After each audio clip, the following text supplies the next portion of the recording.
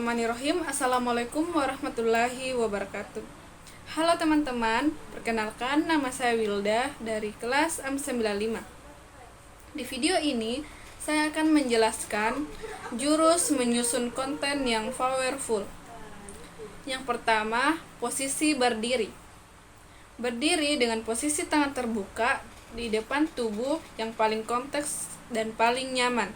Kemudian selanjutnya berdiri dengan tegap sambil menggunakan gerakan tangan yang rileks dan senyaman mungkin atau natural. Kesalahan yang sering terjadi, yang pertama berdiri dengan tangan diletakkan di belakang tubuh dan di depan tubuh. Yang kedua berdiri dengan melipat tangan di depan dada. Yang ketiga, berdiri dengan posisi tangan dimasukkan ke dalam kantong celana. Dan yang terakhir, berdiri dengan posisi tangan di pinggang kanan dan kiri. Yang kedua, suara. Ingat voice, volume, intonasi, clarity, dan energi. Kesalahan yang sering terjadi. Suara bergetar, sering bergumam, suara pelan, nada datar dan tidak jelas, dan energi suara rendah. Cara menghilangkan bergumam. Yang pertama, sadari. Langkah pertama dalam menghilangkan kebiasaan bergumam adalah menyadari bahwa kita melakukannya. Ketika kita menyadari bahwa kita cenderung bergumam saat berbicara, itu menjadi langkah awal untuk mengatasi masalah tersebut. Kemudian yang kedua, sediakan waktu untuk berlatih. Berlatih berbicara di depan cermin atau merekam diri sendiri saat berbicara dapat membantu mengatasi kebiasaan bergumam. Yang ketiga, cara sinonim. Berlatih untuk menggunakan variasi kata-kata tersebut dapat membantu mengurangi kecenderungan bergumam. Yang keempat, berdiam sejenak. Berikan diri Anda waktu untuk bernafas, memungkinkan kata-kata yang Anda ingin sampaikan dan mengatur pikiran Anda sebelum melanjutkan. Berdiam sejenak juga dapat memberikan kesempatan untuk mengorganisir gagasan dan mengurangi kecemasan yang dapat memicu bergumam. Selanjutnya, hal showmanship. Yang pertama, mata. Kesalahan yang sering terjadi, yang pertama, melihat ke bawah atau ke sudut tertentu. Yang kedua, hanya melihat ke satu atau dua orang saja yang disukai atau menyukainya. Yang ketiga, terlalu sering melihat ke slide atau note. Hal yang dapat kita lakukan untuk mengatasi hal tersebut. Yang pertama, jika berbicara di kelompok kecil, lakukan kontak mata ke seluruh audiens. Jika berbicara di kelompok besar, lakukanlah kontak mata ke setiap bagian kelompok.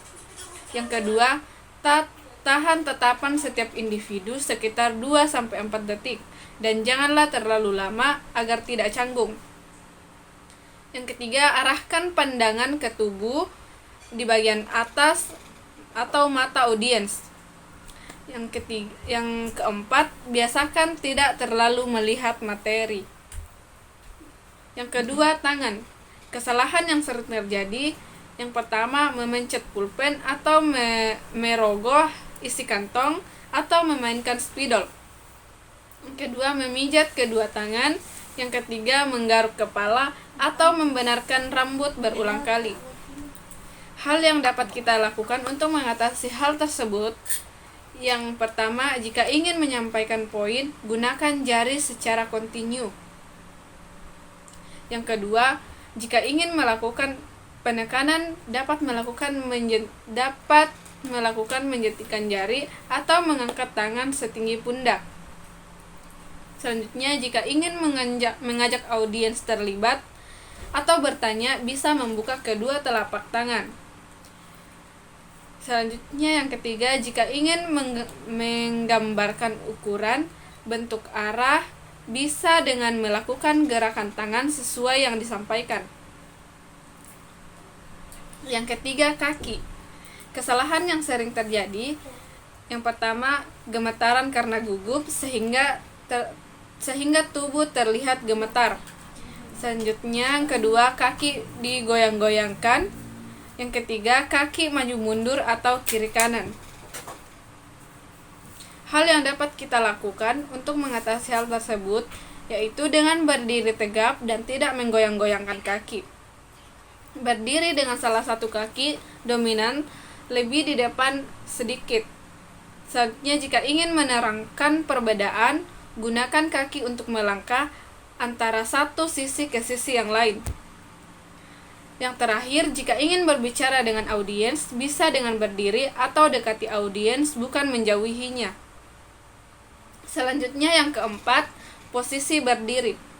Kesalahan yang sering terjadi yaitu berdiri dengan tangan diletakkan di belakang tubuh atau di depan tubuh seperti posisi tendangan bebas sepak bola. Yang selanjutnya, berdiri dengan melipat tangan di depan dada.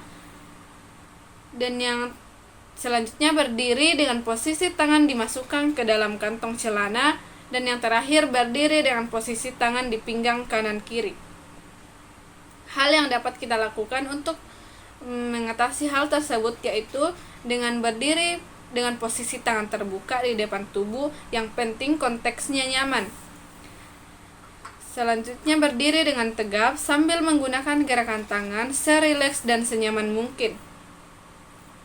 Pembelajaran bermakna yang saya dapatkan selama belajar materi ini yaitu sebelum menyusun konteks yang powerful, penting untuk memahami audiens yang akan menerimanya. Setiap konten harus memiliki tujuan yang jelas. Selanjutnya, mengatur struktur konten dan menggunakan bahasa yang baik. Refleksi kekurangan saya dalam belajar materi menyusun konten yang powerful yaitu saya belum bisa mengendalikan posisi saya seperti posisi berdiri, mata, suara, dan tangan saya ketika sedang berbicara. Usaha saya untuk menutupinya dengan cara praktik secara konsisten, membaca dan mempelajari contoh-contoh yang baik, dan menerima umpan balik dengan terbuka.